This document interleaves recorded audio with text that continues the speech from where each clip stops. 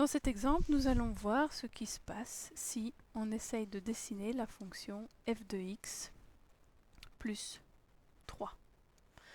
Alors, f de x plus 3, on pourrait la transformer et dire que c'est aussi f de x moins 3 si vous préférez.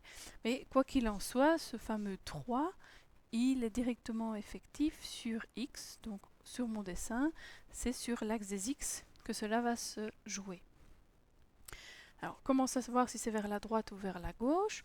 Soit vous retenez par cœur que sur l'axe des x, on fait le contraire de ce qu'on lit, donc un plus 3 va aller vers la gauche, ou alors vous transformez avec les manipulations vues dans le livre, et donc x moins une certaine valeur qui ici est négative nous indique donc bien qu'on va vers la gauche. Ça revient au même dans les deux cas. Donc, translation de 3 unités vers la gauche, ça veut dire que chacun des points, ici les gros points que je repasse en blanc, vous allez les décaler 3 unités vers la gauche. Donc celui-ci qui était justement en 3, puisqu'on est dans un repère orthonormé 1, 1, celui-ci était en 3, si je le déplace de 3 vers la gauche, il va venir ici.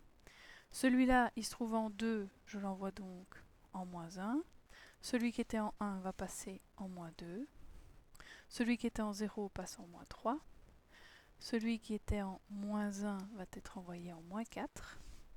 Celui qui était en moins 4 va passer en moins 7. Et puis on sort du graphique avec le dernier point.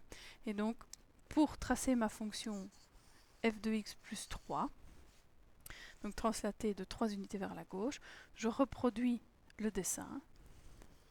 Après translation, donc les segments restent bien droits. Hop, ici on avait encore un segment.